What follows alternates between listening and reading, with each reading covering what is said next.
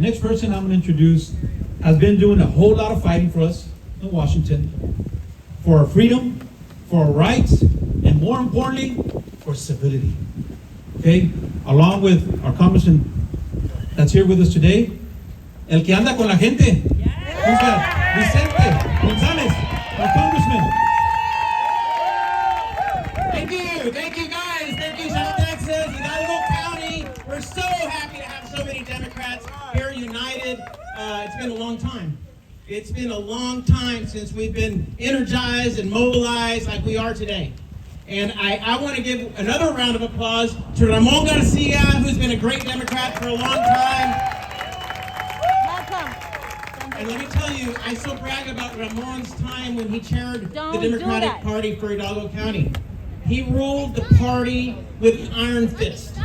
And that's the way we need to do it. When you see people running for mayors or running for city council or trying to sneak into these nonpartisan positions, but they're really on the other side of the aisle, we gotta go after them, folks. We gotta kill the cancer early on. Okay, that's what's happened to us in some towns, and that is what's caused a big problem for us. But let me tell you, we have a lot to be proud of. We have a lot to be proud of, and we have a lot to campaign on.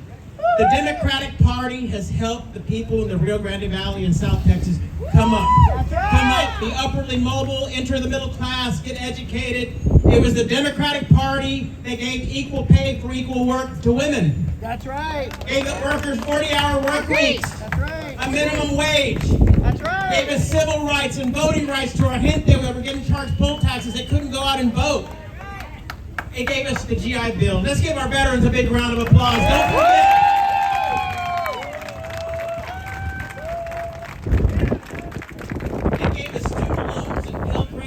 Me to go to college and law school. A lot of us wouldn't have been able to get educated into the middle of the class without those programs.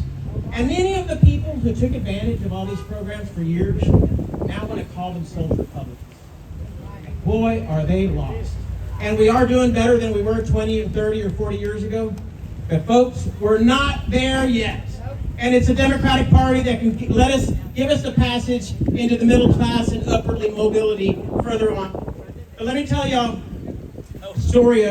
Just lately, women's rights are attacked like never before, especially in the state of Texas. Something that President Trump has celebrated and my opponent has celebrated, and the Republican member of Congress that's in this district now celebrates. Now they went and scrubbed their social media and took all that pro-life stuff and anti-woman stuff off their social media and their promotions. Exactly, big liars. Just a few weeks ago, I had a 24-year-old woman constituent of mine call my office because she had a baby dying inside of her. Her family called asking for help because there wasn't a hospital or a doctor in South Texas or anywhere in the state that was willing to give her the care she needed to save her life. And this young lady was forced to go to Reynosa, Mexico, under already dangerous conditions to get the medical care she needed to stay alive. How the hell can we be okay with that? And I can tell you as a Catholic, or as many of us as Catholics, we're not promoting abortions, but we know the separation of church and state. One thing we're not promoting is a national abortion ban with zero exceptions that puts our women's lives at jeopardy the way they're happening right now. We have 6 days to do it. I believe probably a lot of the people here have already voted. Some of us have not. Let's get everyone out to vote. Let's push people. Let's push friends. Let's push relatives. And we all have that flojito relative, don't we? Or that flojito friend that just doesn't like to go. You got to push them out. Go to the polls and don't go alone. Now, in closing, I want to talk about a special friend of mine, Colin Allred, Congressman Colin Allred, who I served with. Is a hell of a guy, a hell of a Texan, a hell of a South Texan. His family roots have roots down to the Rio Grande Valley, so Colin's also a Mayuco. Let's give him a big round of applause. And I'm going to tell you a story. I traveled the Holy Land with Congressman Allred. Congressman Allred is a man of faith, a family man who cares about his community, who wants us all to do well. And I was with him in the Holy Land. And then I was also with him in a hellhole on January 6th in the United States Capitol when we were trying to defend democracy and assure that there was a peaceful transfer of power to President Biden at, 3:30 in the morning? At 3:30 in the morning, when the Capitol Police was telling us not to go back and make this and certify that election because they couldn't guarantee our safety and the parameters around the Capitol. But thank God for Speaker Nancy Pelosi, who said, "Hell no! Hell no! We're going back in there and we're gonna pass this election." And at 3:30 in the morning, one of the most shameful days in American history, at 3:30 in the morning, without a guarantee of security, we all went back into that United States Capitol and certified that election and made sure Joe Biden became the next president of the United States, and the beacon of hope and the beacon of democracy in the world continued. And Colin Allred was there shoulder to shoulder with me and with all of us, and we continue to fight the good fight. So to make a long story short, let's give him a big round of applause. Thank you, Congressman Allred, and next Senator of the United States for Texas. All right. Thank you, Vicente. We gotta send Vicente back to Congress. Right? We get Vicente reelected. I want to thank Judge Garcia. Where did he go? Judge Garcia, thank you so much. 5 years since he's done this. Such a lifetime of service. You know, listen, this is my second home. My family's from Brownsville. My grandfather was a customs officer. He joined the Customs Department in 1939. He had 2 daughters there, my mom and my aunt. That's where they were born and raised. I spent a lot of my childhood in the valley. I don't come down here like I'm on a safari like Ted Cruz does. You know what you do when you're on safari? You put on your outdoor clothes, you get your binoculars, you see the sights, and then you leave.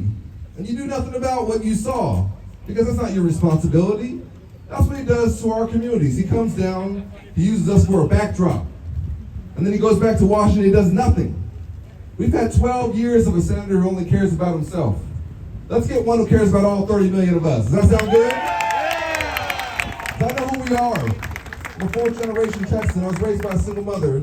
I played football at Baylor and the NFL. I became a civil rights lawyer. I did all that because of the folks here in this state who gave me a chance.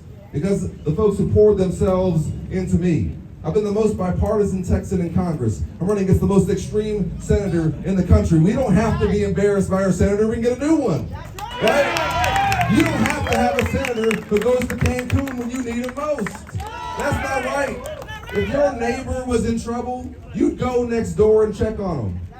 You can imagine having the responsibility and the privilege to represent our great state with all 30 million of us, and the lights go out, and folks are freezing in the dark.